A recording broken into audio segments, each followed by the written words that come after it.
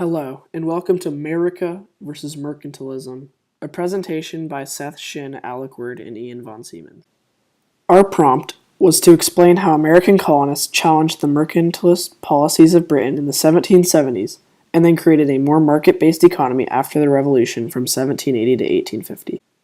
Right before 1754, the British and the French realized the importance of the Ohio River Valley due to its abundance of natural resources as well as its prime location for commerce.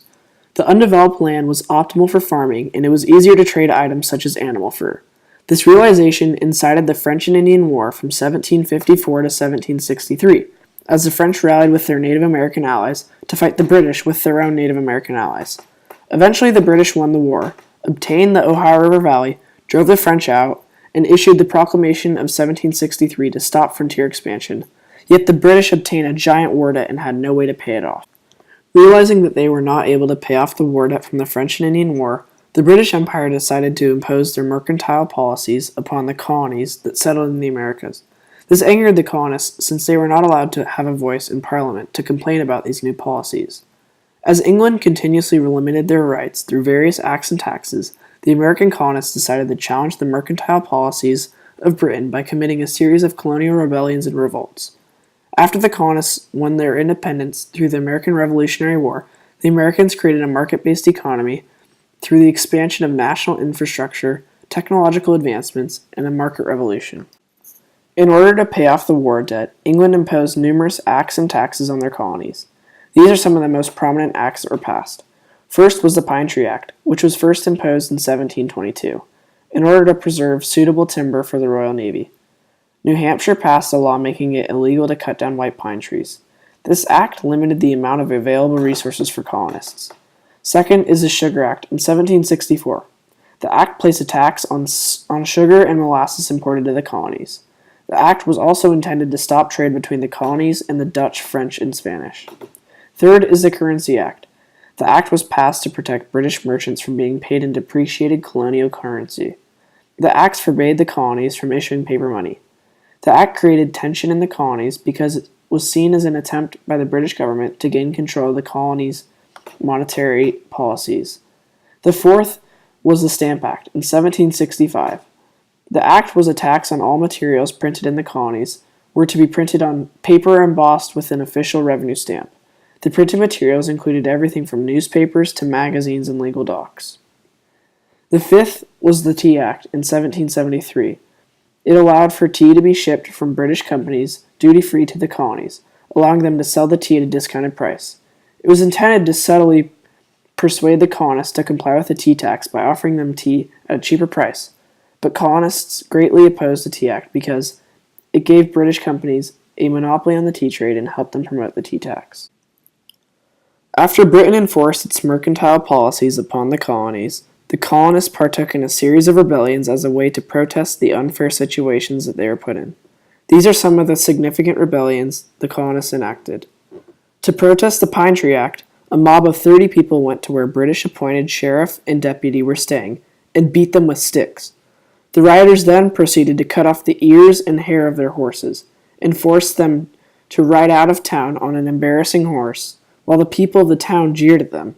By challenging and humiliating the authority of the British-appointed sheriff and deputy, the colonists had gone against one of the acts imposed by the mercantile policy set by Britain. The Boston Tea Party was a direct protest by colonists in Boston against the tea tax that had been imposed by the British government.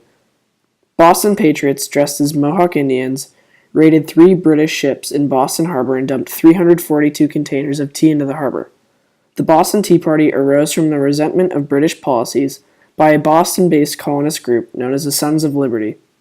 The Boston Massacre was a street fight that occurred on March 5, 1770, between a patriot mob throwing snowballs, sticks, and stones, and a squad of British soldiers.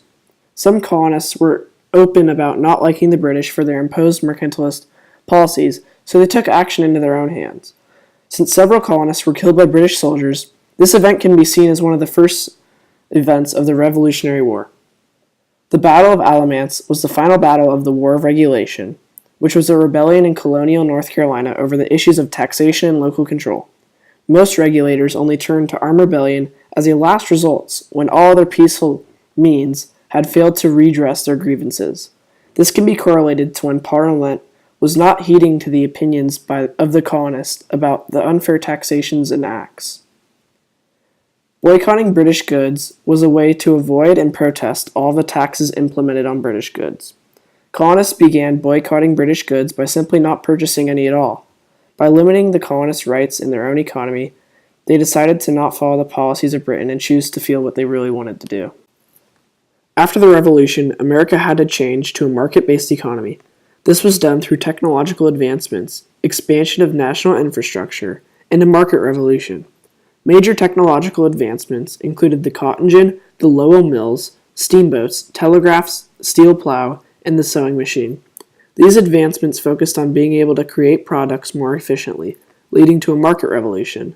Technological advancements and a successful economy attracted foreign investors to the American economy. During this time, the infrastructure of America was dramatically built upon. The Erie Canal was completed in 1825. The canal connected Lake Erie in Michigan to New York and the East Coast. However, the most important infrastructural advancement during this time was the development of railroads. The first railroad built in the U.S. was the Baltimore-Ohio Railroad, completed in early 1827. This railroad went from Baltimore to Ohio and branched up into the north as far as states such as Illinois and Michigan.